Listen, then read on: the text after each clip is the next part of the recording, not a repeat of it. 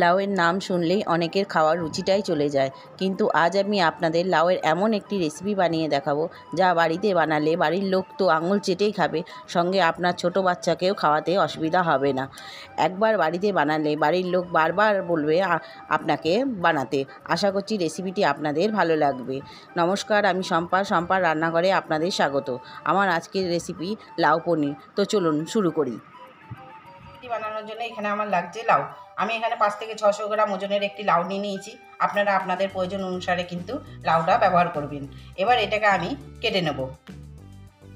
তো বন্ধুরা, এখানে আমার লাউটা কাটা হয়ে গেছে। লাউটাকে ঠিক আমি এরকম ডুমু ডুমু করে কেটে নিয়েছি। লাউটা কিন্তু একটু কচি নেওয়ার চেষ্টা করবেন, আর যদি লাউতে বীজ থাকে সেক্ষেত্রে কিন্তু বীজটা আপনারা ফেলে দেবেন। দেখুন, আমি এরকম ঠিক করে কেটে নিয়েছি ছোটো ছোটো করে। এবার আমি একটা কড়াই বসিয়ে নিয়েছি। কড়াইটা এখানে আমার গরম হয়ে গেছে। এতে আমি দিয়ে দিচ্ছি 1 চামচ ঘি। ঘিটা এখানে আমার গরম হয়ে গেছে। এতে আমি দিয়ে দিচ্ছি কেটে রাখা লাউ। এবার এতে দিয়ে দিচ্ছি ছোটো চামচের 1/2 চা চামচ হলুদ গুঁড়ো। এবার এতে দিয়ে দেবো ছোটো চামচের 1 চা চামচ কাশ্মীরি লঙ্কার গুঁড়ো। এবার এতে দিয়ে দেবো সামান্য পরিমাণ জল। আমি এখানে 1 কাপের মতন জল ব্যবহার করব। এবার লাউটাকে একবার আমি এখানে মিশিয়ে নিচ্ছি।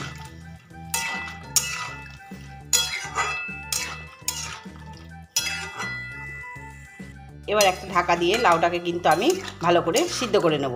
আপনারা চাইলে এইভাবে দিয়ে আপনারা কুকারেও কিন্তু করে নিয়ে 2 থেকে 3টে সিটি মেরে নিতে পারেন। ওদিকে আমার লাউটা সিদ্ধ হোক, ততক্ষণ আমি এখানে নিয়ে নিয়েছি 300 গ্রাম পনির। পনিরটাকে আমি এবার কেটে নেব। আমি এখানে একটু বড় বড় করে পনিরটা কিন্তু কেটে নেব। আপনারা আপনাদের প্রয়োজন অনুসারে কিন্তু পনির কিন্তু কেটে নিতে পারেন। এখানে আমার পনিরটা কাটা হয়ে গেছে। পনিরটাকে আমি একটু বেশ বড় বড় করেই কেটে নিয়েছি। এবার এটাকে একটা পাত্রে আমি তুলে নিচ্ছি।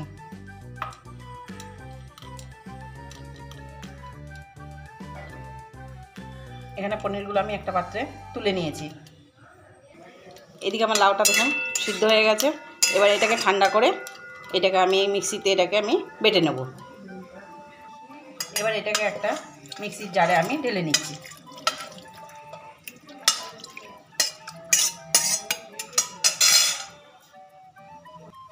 এখানে আমি লাউটাকে কিন্তু বেটে নিয়েছি। আমি এবার কড়াইটা বসিয়ে নিয়েছি। কড়াই আমি দিয়ে দিচ্ছি তেল। এখানে আমি সর্ষের তেল ব্যবহার করেছি, আপনারা চাইলে সাদা তেলও কিন্তু ব্যবহার করতে পারেন। এখানে তেলটা আমার গরম হয়ে গেছে। এটা আমি চৌকো চৌকো করে কেটে নিয়েছি ক্যাপসিকাম, সেটাকে আমি ভেজে নেব।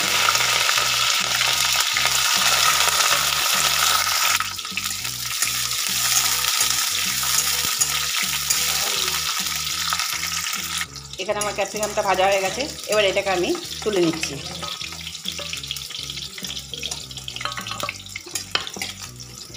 এবং ওই তেলেই দিয়ে দিচ্ছি আমি চৌকো করে কেটে রাখা টমেটো এবং 2টো কাঁচা লঙ্কা। এবার এগুলোকেও একটু আমি হালকা করে ভেজে নেব। এখানে টমেটোটা আমার হালকা করে ভাজা হয়ে গেছে। এবার টমেটোটাকেও কিন্তু আমি তুলে নিচ্ছি।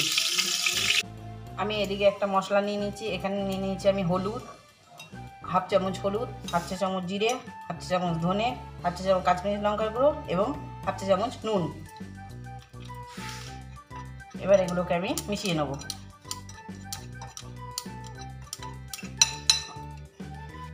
এবার এতে দিয়ে দিচ্ছি 1 চা চামচ ময়দা। আপনাদের কাছে কর্নফ্লাওয়ার থাকলে আপনারা কিন্তু সেটাও কিন্তু ব্যবহার করতে পারেন এতে। এবার এটাকে একবার ভালো করে আমি মিশিয়ে নিচ্ছি। এবার এর মধ্যে আমি একে একে পনিরগুলোকে আমি কোট করে নেব।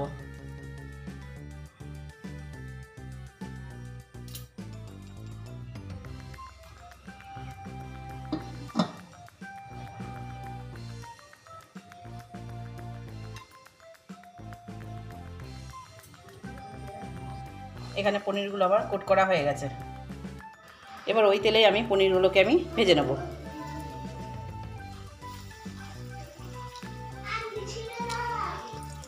এবার পনিরগুলোকে ঠিক এইভাবে আমি কিন্তু ভেজে তুলে নিচ্ছি।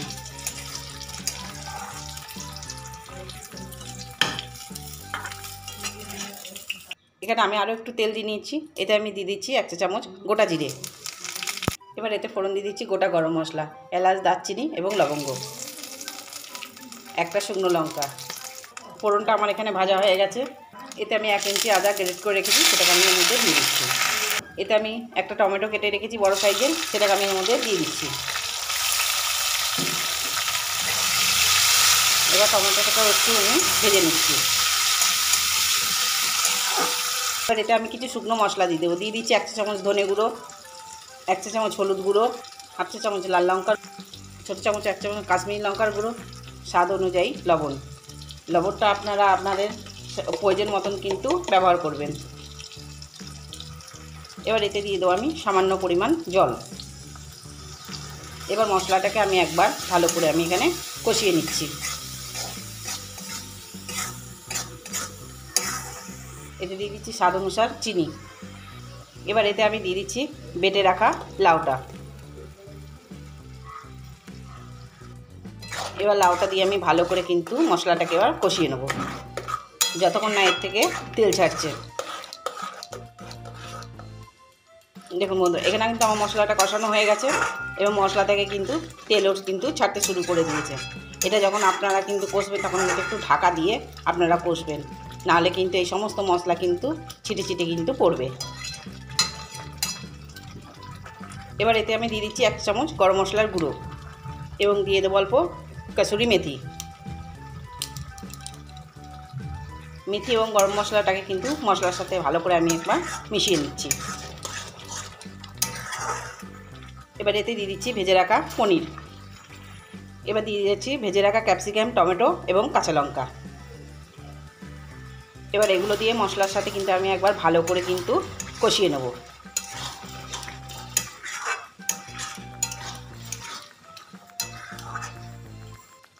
দেখুন এখানে কিন্তু আমার একদম রেডি হয়ে গেছে কিন্তু লাউ পনির। দেখুন দেখে বুঝতে পারছেন কতটা সুন্দর হয়েছে।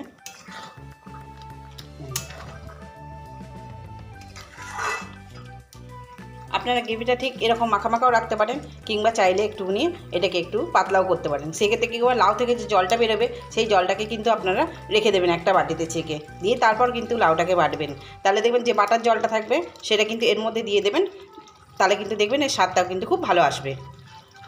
আশা করছি রেসিপিটি আপনাদের ভালো লাগবে। যদি ভালো লেগে থাকে তবে লাইক, শেয়ার এবং কমেন্ট করতে ভুলবেন না, এবং আমার ফেসবুক পেজটি ফলো করতে ভুলবেন না, এবং চ্যানেলটিকে সাবস্ক্রাইব করার অনুরোধ রইল। আবার ফিরবো কোনো নতুন রেসিপির সাথে। ততক্ষণ ভালো থাকুন এবং সুস্থ থাকুন।